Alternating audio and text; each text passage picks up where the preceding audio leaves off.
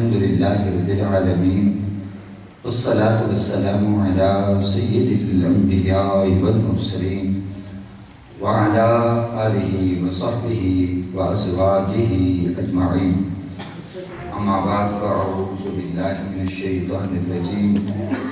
بسم الله الرحمن الرحيم. واخفض جناحك لمن اتبعك من المؤمنين. صدق الله العظيم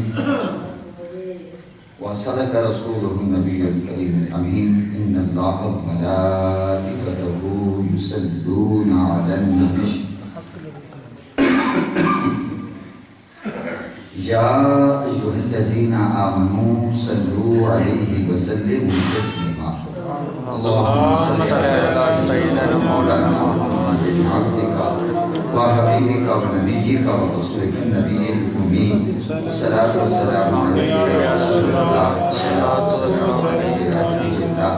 الصلاة والسلام عليك يا رحمة للعالمين. الحمدللہ ثم الحمدللہ. اللہ کریم کی توفیق سے ہم سب نماز جمعہ ادا کرنے کے لیے اللہ کے گھر میں حاضر ہیں. دعائے اللہ پاک ہمیں جمعہ المبارک کی رحمتوں، برکتوں اور سعادتوں سے بہرہمت فرمائے. آمین. محترم حاضرین، بندہ ناچیز نے قرآن حکیم سے ایک آیت مجیدہ تلاوت کرنے کا شرف حاصل کیا اور آپ نے سننے کی سعادت حاصل کی، سننے کی سعادت حاصل کی. اللہ پاک مجھے اس آیت مجیدہ کی روشنی میں حق اور سچ کہنے کی توفیق نصیب فرمائے.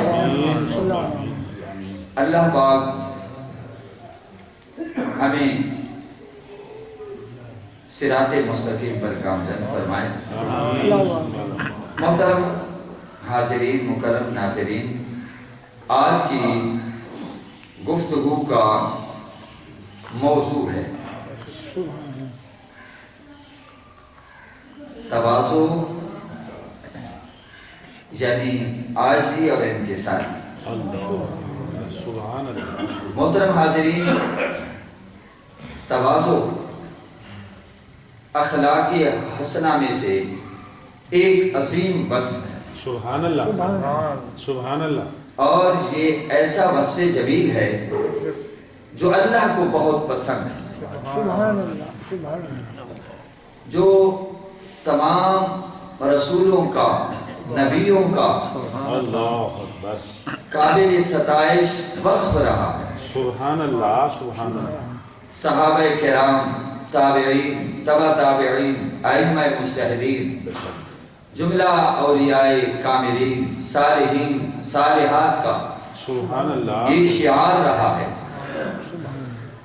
عاجزی سے انسان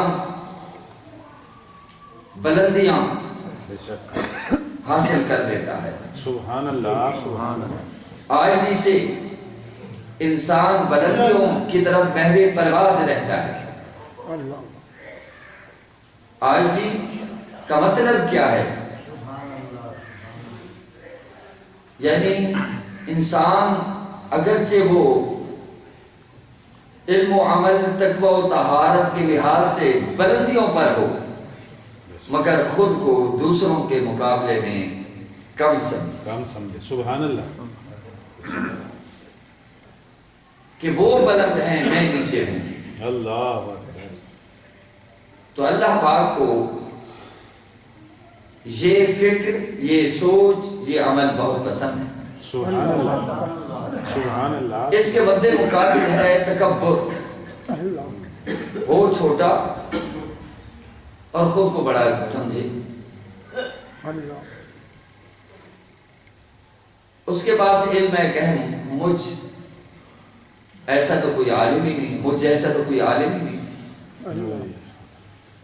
پیر ہو سمجھ بیٹھے کہ مجھ جیسا تو پیر ہی کوئی نہیں ہے، میرے بڑے مرید ہیں. اللہ نے حسن دیا ہے کہ مجھ جیسا تو کوئی حسین ہی نہیں، دولت دی ہے مجھ جیسا تو کوئی دولت مند ہی نہیں، کرو فر کی زندگی گزار رہا ہے، دوسرے کو حقیر سمجھے. جو دوسروں کو حقیر سمجھتا ہے ایک دن وہ پستیوں میں چلا جاتا ہے. جو عاجزی کرتے ہیں اللہ اکبر. اللہ تعالیٰ انہیں بلندیاں نصیب فرما. آمین. اللہ پاک نے اپنے پیارے محبوب علیہ الصلوۃ والسلام کو جو خود پیکر تواضع ہیں، مجسمہ عاجزی ہیں، سبحان اللہ. کائنات کے تاجدار ہونے کے باوجود، اللہ. رسولوں کے سردار ہونے کے باوجود بھی حضور کیا فرماتے ہیں؟ انا اکرم الاولین والآخرین لا فخر. بے شک. میں اولین اور آخرین سے سب سے زیادہ عزت والا ہوں، لیکن میں یہ بات فخر کے طور پر نہیں کہتا، بے شک. یعنی تشکر کے طور پر ہے. سبحان اللہ. ایک ہوتا ہے تکبر، بے شک. ایک ہوتا ہے تشکر. حضور صلی اللہ علیہ وسلم آ کے تو قریب سے ہی تکبر نہیں گزرا. اللہ. یہ بات از راہ تکبر نہیں، از راہ تشکر ہے. سبحان اللہ. تو اللہ پاک کو عاجزی، انکساری بہت ہی پسند ہے. اللہ پاک کو یہ وصف بہت پسند ہے. تو اللہ پاک نے اپنے پیارے محبوب سے خطاب کرتے ہوئے فرمایا، مخاطب ہو کر فرمایا، وَخْفِضْ جَنَاحَكَ، اے پیارے محبوب آپ اپنا بازو رکھ دیجیے. لمن اتبعک، اس شخص کے لیے جس نے پیروی کی مومنین میں سے. یہاں اللہ کریم نے بطور خاص حضور اکرم نور مجسم صلی اللہ تعالی علیہ وسلم کو تواضع اختیار کرنے، عاجزی اور انکساری کا مظاہرہ کرنے کا حکم دیا. اب یہاں سوال پیدا ہوتا ہے، کیا حضور اکرم صلی اللہ علیہ وسلم میں پہلے عاجزی نہیں تھی، تواضع نہیں تھی؟ تھی. جیسے بھائی کوئی شخص بیٹھا ہو تو آپ کہہ دیتے ہیں آپ تشریف رکھے میں آتا ہوں، وہ تو حالانکہ پہلے بھی بیٹھا ہوا ہے. تو مطلب یہ ہے کہ تھوڑی سی تاکید ہو جاتی ہے. سبحان اللہ. اے محبوب آپ کے اندر پہلے بھی وصف ہے، یہ وصف ہمیں بہت پسند ہے. میرے محبوب اپنے غلاموں سے بھی آپ عاجزی اور انکساری والا مظاہرہ فرمائیں. سبحان اللہ. سبحان اللہ. ایک تو یہ کہ عاجزی کرنا اللہ کا حکم ہے، اللہ کے حکم کی تعمیل کرنا. دوسرا پہلو یہ سامنے آتا ہے کہ جب حضور سید عالم صلی اللہ تعالی علیہ وسلم سید المتواضعین کو حکم دیا جا رہا ہے کہ آپ عاجزی اور انکساری کریں، تو غلاموں کو تو بدرجہ اولا حکم ہوگا کہ وہ عاجزی اور انکساری کریں. تو اس سے عاجزی اور انکساری کی زندگی میں اہمیت بھی واضح ہوتی ہے. سبحان اللہ. آپ دیکھیں جس شخص کے اندر عاجزی زیادہ ہوگی، انکساری زیادہ ہوگی، اس کے چاہنے والے، اس کے دوست، اس کے ملنے والے بہت زیادہ ہوں. جس میں تکبر ہو، غرور ہو، تو اس کے چاہنے والے بہت کم رہ جاتے ہیں. دیکھیے شیطان نے تکبر کیا کہ میرے مقابلے میں آدم علیہ السلام کو سجدہ بھی کیا جا رہا ہے اور خلیفہ بھی بنایا گیا ہے۔ اللہ اللہ میں بہت بڑا عابد، اللہ 6 لاکھ سال عبادت کرنے والا، فرشتوں کا استاد، میں اتنی بلندیوں پہ جا کر جو میرے سامنے تخلیق ہوا ہے اس کو میں کیسے سجدہ کروں؟ تکبر اور غرور کا شکار ہو گیا۔ اللہ استکبر وکان من الکافرین، اس نے تکبر کیا، خود کو بڑا جانا اور وہ کافروں میں سے ہو گیا۔ جس نے عاجزی کی اللہ نے اسے نیچے سے اٹھایا اور بلندیوں سے ہم کنار کر دیا۔ میرے آقا دو عالم صلی اللہ تعالی علیہ وسلم نے فرمایا من تواضع للہ فقد رفعہ اللہ، جس نے اللہ کے لیے عاجزی کی، اللہ کے لیے، سبحان اللہ اللہ کی خوشنودی کے لیے، اللہ اللہ کی رضا کے لیے کہ اللہ کا حکم ہے، اللہ کو عاجزی پسند ہے، تکبر پسند نہیں ہے، چونکہ المتکبر اللہ کی ذات ہے، ہر طرح کی بڑائی اسی کو زیبا ہے۔ اگر کوئی علم اس کی وجہ سے تکبر کرتا ہے، علم اس کی ذاتی تو نہیں ہے نا، خوبی اللہ نے عطا کی ہے، اللہ نے عطا کی ہے، یہ خوبی بھی عطائی ہے۔ کس بات پہ؟ بہت سے لوگ آئے جب انہوں نے علم کی عزت نہ کی، علم ان سے چھین گیا۔ یہی شیطان کی بات چل رہی ہے کہ تکبر عزازیل روا خار کر بزندان لعنت گرفتار کر۔ اللہ ابلیس کا، شیطان کا نام عزازیل ہے۔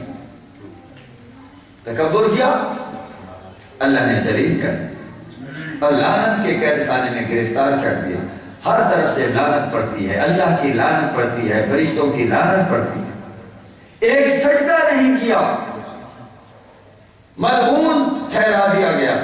تو جو بالکل اللہ کو پاتے ہیں سجدہ نہیں کرتے، ان کا حال کیا ہوگا؟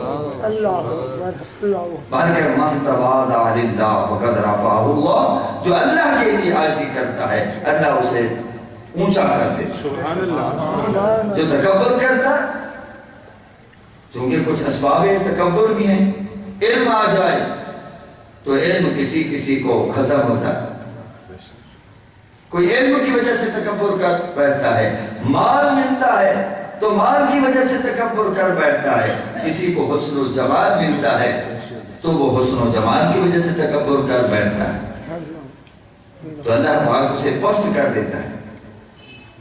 میں نے پڑھا تھا کہ دمشق کی جامع مسجد میں ایک نوجوان قد و قامت کے لحاظ سے جناب والا، بڑا حسین اور خد و خال کے حساب سے بہت محجبین، بچی و شکیل انسان اور بڑے حسن و جمال کا پیکر انسان مسجد میں آیا۔ اس کے دل میں خیال آیا کہ جہاں مجھ جیسا کوئی حسین نہیں ہے۔ اس نے تکبر کیا تو اللہ پاک نے اسے چھوٹا کرنا شروع کر دیا۔ اب وہ بہت قد و قامت والا اور وہ سکڑتے سکڑتے اتنا چھوٹا ہو گیا کہ جتنا ایک بچہ پیدا ہوتا ہے، اللہ نے اتنا اس کو پست کر دیا۔ ایک شخص آیا، اس نے اس کو اٹھایا اور اپنی آستین میں لیا اور چلتا بنا۔ اللہ کبھی کبھی سبق بھی سکھا دیتا ہے کہ جو حسن دے سکتا ہے وہ حسن دے بھی سکتا ہے، جو مال دے سکتا ہے وہ مال دے بھی سکتا ہے، جو کر و فر کی زندگی عطا کر سکتا ہے تو وہ کر و فر کی زندگی واپس لے بھی سکتا ہے۔ پھر در بدر کی ٹھوکریں مقدر ہو جاتی ہیں، تو تکبر اللہ کو پسند نہیں ہے۔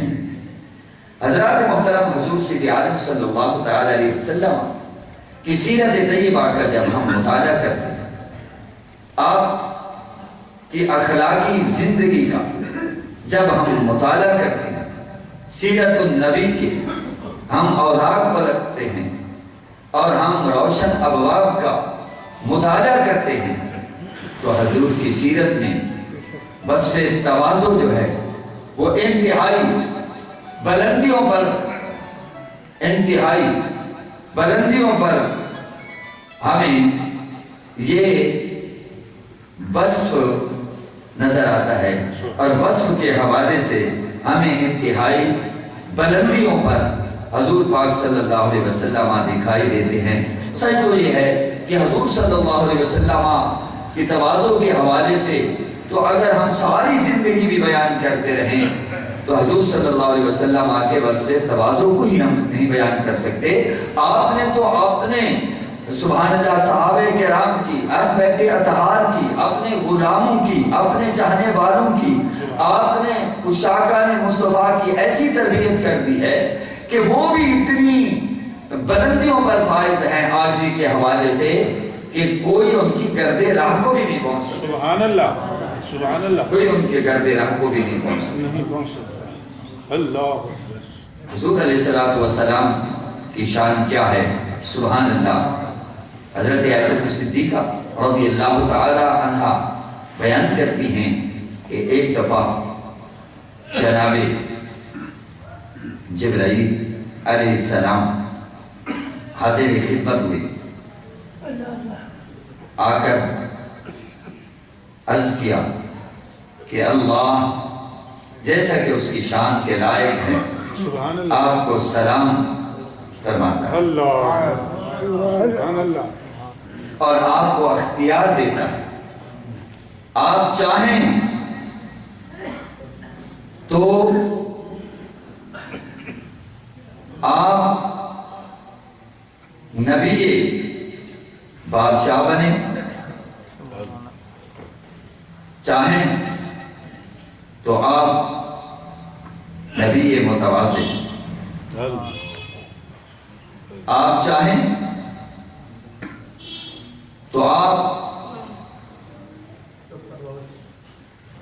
ایسے نبی بنے بادشاہت ہو، نبی بھی ہوں اور بادشاہ بھی، اور چاہیں تو ایسے نبی بنے جس کے ساتھ فقر ہو، فقر ہو۔ اللہ سبحان اللہ۔ تو حضور علیہ السلام نے کس چیز کو پسند فرمایا؟ یعنی بادشاہت کو پسند نہیں فرمایا، فقر کو پسند فرمایا، یعنی فقر کی زندگی اللہ، جس میں زیادہ مال و دولت نہ۔ تو حضور علیہ السلام گویا کہ اپنی امت کو بھی یہ درس دے رہے ہیں کہ زیادہ کرو فر کی زندگی میں نہ پڑیں، سبحان اللہ، یہ باہر کے امتحان ہوتا ہے بندے کا، پھر انسان دنیا کی در در میں دھنستا چلا جاتا ہے۔ اللہ اکبر، اللہ اکبر۔ حضرات محترم، اس حوالے سے ایک نشست میں بیان نہیں ہو سکتا، ویسے بھی میں چند ایک سیرت کے حوالے سے عرض کرنا چاہوں گا تاکہ پتہ چلے کہ حضور صلی اللہ علیہ وسلم آپ کو عاجزی سبحان اللہ، اور فقر اختیاری کس قدر پسند تھا۔ اللہ، ایک ہوتا ہے فقر اضطراری اور ایک ہوتا ہے فقر اختیاری۔ اضطراری تو یہ ہے کہ کوشش کی لیکن حالات بدل نہ سکے، اب اللہ کی طرف سے اختیار ہے، آپ چاہیں تو ہم آپ کو نبی بادشاہ محلات میں رہیں، کرو فر کی زندگی اختیار کریں، چاہیں تو پھر سادہ زندگی فقر کی زندگی اختیار کریں۔ تو حضور صلی اللہ علیہ وسلم نے فقر کو اختیار فرمایا۔ سبحان اللہ، اللہ اکبر، اللہ سبحان اللہ۔ حضرت عمر فاروق رضی اللہ تعالی عنہ روایت کرتے ہیں کہ ایک بار میں کاشانہ نبی پر حاضر ہوا، حضور صلی اللہ علیہ وسلم کے دروازے پر کوئی خاص دربار نہیں تھا، اگر کچھ غلام دربانی کا فریضہ انجام دیتے تھے، جب یہ آیت اتری واللہ یعصمک من الناس، اللہ تعالیٰ آپ کی حفاظت فرمائے گا لوگوں کے شر سے، تو حضور پاک صلی اللہ علیہ وسلم نے فرمایا اللہ نے وعدہ فرمایا ہے، لہذا دربان کی ضرورت نہیں، اب کوئی چوکیدارہ نہ کرے، اللہ کوئی پہرا نہ دیا کرے، اللہ خود نگہبان ہے۔ یہ توکل علی اللہ کی اعلیٰ منزل بھی ہے۔ سبحان اللہ سبحان اللہ۔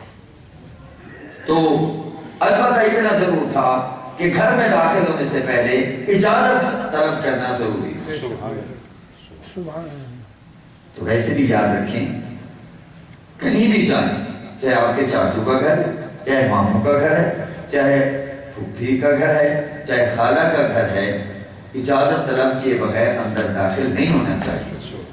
ہم تو ایسے ہی جناب میری خالہ کا گھر ہے، دیکھیے وہاں خالہ بیٹھی ہیں یا ان کے گھر والے ہیں، کوئی ہو سکتا ہے ہم یہ کے حوالے سے کوئی خاتون آ کے بیٹھتی ہے، یا گھر میں کام کاج ہو رہا ہوتا ہے، ہماری بیٹیاں ماشاءاللہ وہ گھر کا کام کاج کر رہی ہوتی ہیں، کوئی آٹا گوندھ رہی ہو، کوئی جھاڑو دے رہی ہو، تو دوپٹہ اوپر نیچے ہو جاتا ہے، فرش دھو رہی ہیں تو شلوار کو ذرا اوپر کر لیتی ہیں، تو جب آپ اجازت طلب کریں گے، دستک دیں گے، تو اتنے میں وہ اپنی نشست کو درست کر لیں گے، اپنے حالت کو درست کر لیں گے۔